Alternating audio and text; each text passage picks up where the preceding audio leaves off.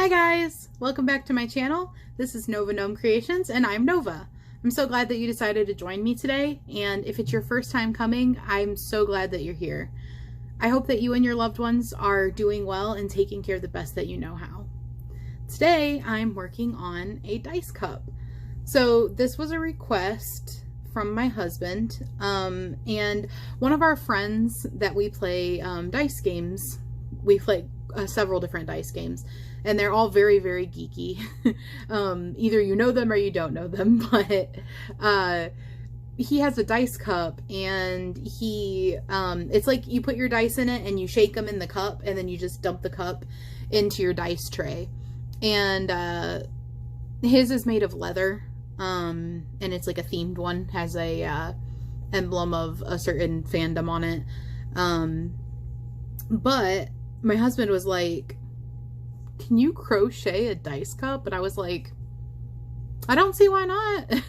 I was like, so if I do tight stitches, I think I can get that rigid type of cup sort of goal out of it, I guess. And so what I'm doing is I have done a yellow bottom and a black trim, and then I'm doing yellow sides. And then once I get it up to like an appropriate height, I'm gonna do a red trim. And then I'm actually considering possibly making a second one of just like a slightly smaller stitch count to put inside of it, and then crochet, like slip stitch them together, because I think that'll make it like even more sturdy, make it so they fit really tightly together, like probably just one stitch smaller or something, you know. Basically, I can make the bottom and put that in here and see like one row smaller if that's like what I'm going for, and then work my sides up. So I thought that maybe some people would be interested in this. For one, it's what I'm working on, and I'm actually using in my 10 questions video that I did recently, I was talking about how I bought all of these hooks a while back because I really loved the 10mm of these, but then I found out that these ones have short or really long shafts, and the 9mm doesn't, and that was how I found out that I prefer a shorter shaft for my hook. But I like to keep my hooks with my projects when I can, and I'm currently using this hook size in my boy hooks. So I'm using a 3.5 for this right now, and I'm using a worsted weight yarn.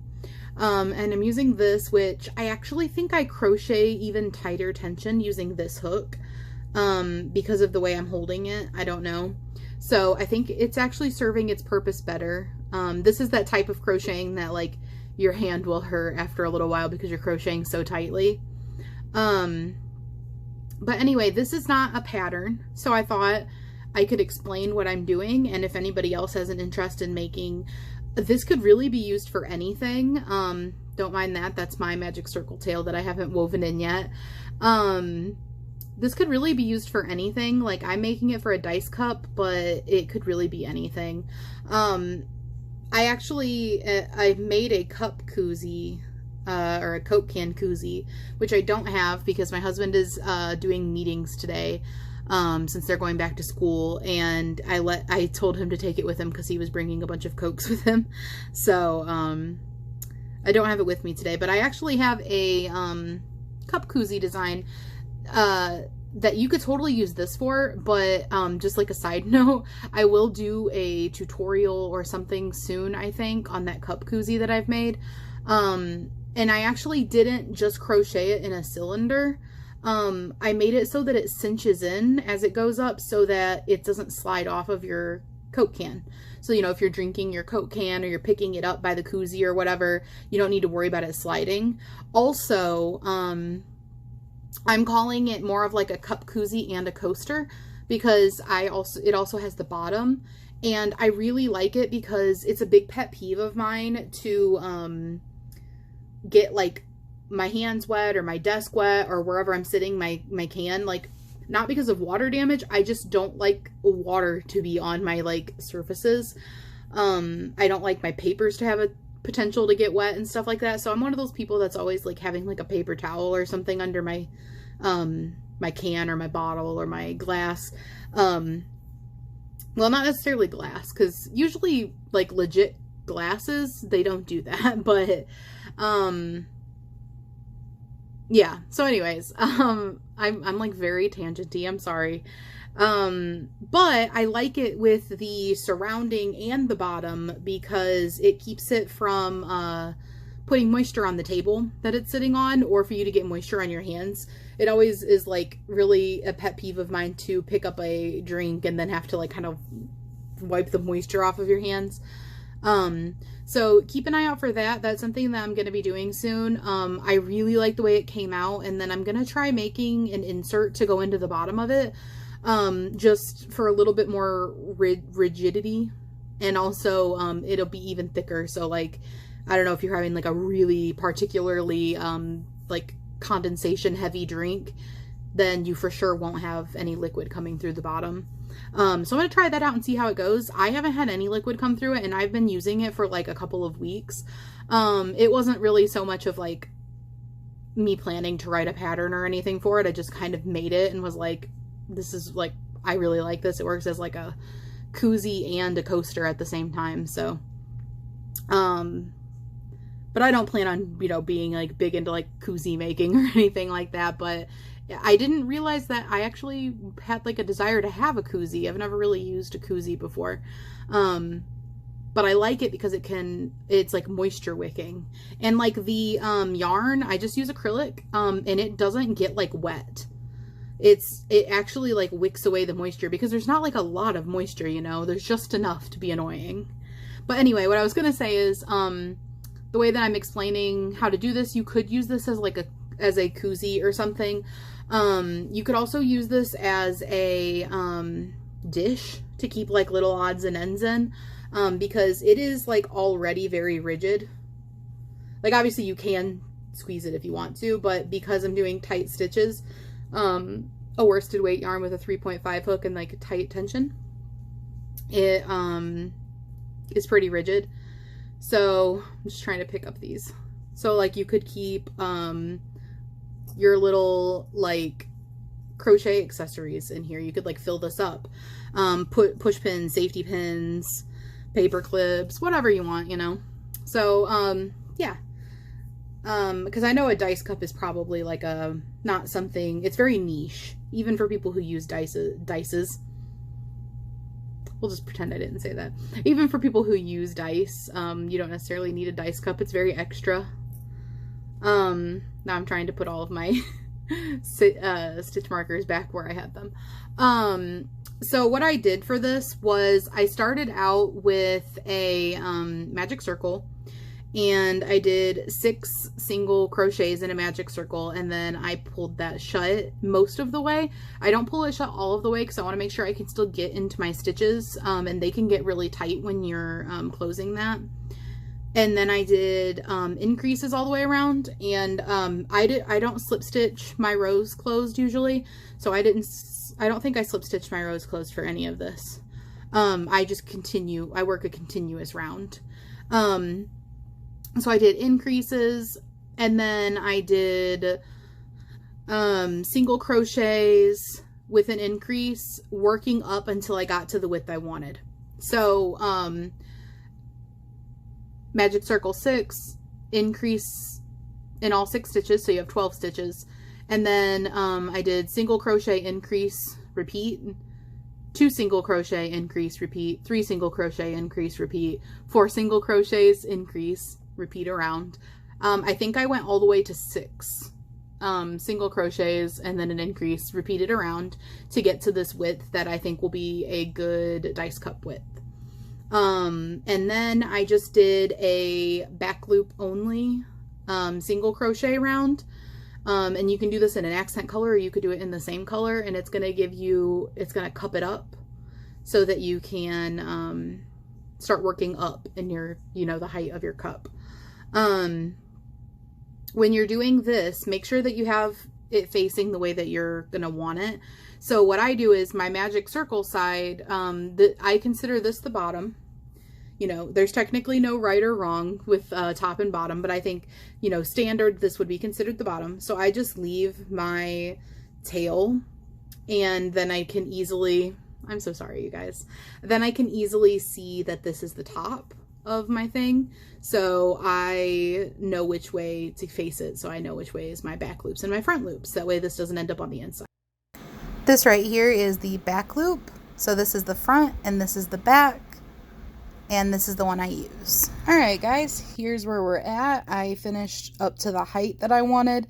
I didn't count it, I just sent pictures to my husband since he's not home and asked him if this was a good height, and then he said a little bit taller, and I made it a little bit taller, and then he said that's what I want. So I went ahead and put the red trim on it, and I'm going to start making the insert, and I'm going to do that in red. So here's what I've got, and I just have this sitting in here to kind of show. And then I have my string here because I'm just going to crochet over that when I connect the inner cup to it, because I am thinking I'll probably build up, but this has like a very nice rigidity, whatever, I'm not sure, to it, so it already could be done if you wanted it to be. Alright, and I finished my base insert. I ended up going to 6 single crochets and an increase repeat. So I'm assuming this one was probably a little bit bigger, but I just went until this fit nice and snug and comfortable into the bottom of here because that's the size that I wanted it to be. And then now I'm going to be doing my back loop only single crochets. And I wrote down a little bit of a pattern simplified of what I'm doing. If anybody wanted that, you can screenshot it. The etc. part is because you can go into the size until you reach the size that you want, and the desired height, you can just go around until you reach the height that you want. I am working on my insert, and I decided to quickly see how it's looking size-wise with fitting in there, and it is fitting exactly like I wanted. Perfectly snug and going to reinforce the shape nicely. Alright, I finished my insert cup, and I think it looks like it's going to be about the perfect size. So what I'm actually thinking I will do is, since I'm inserting it into here, and you're not going to see the outside of it, which is, you know, where it's going to look a little nicer. It's going to have the back loop only stitches are really going to show and stuff. I think I'm going to see about flipping it inside out. Might as well put that prettier side on the inside, and then I'm going to insert it in and see how the fit is. And then once you're all satisfied, or once I'm all satisfied, I don't know if you're making this along with me or just watching, I got that in there, and I went around the inside, really forming it to the cup, and it fits exactly how I was hoping it would. So it makes it nice and reinforced, it's nice and thick, and it fits like a glove. And I'm going to continue from here. I didn't tie off my yarn yet. I'm going to continue from there, and I'm thinking slip stitch around the edge of the cup to put these edges together. So I'll meet you back here in a minute. So here's what we're looking like so far. I just wanted to show you how I'm connecting the two cups. So if you can see here, there is a single crochet right here and a single crochet on this other side.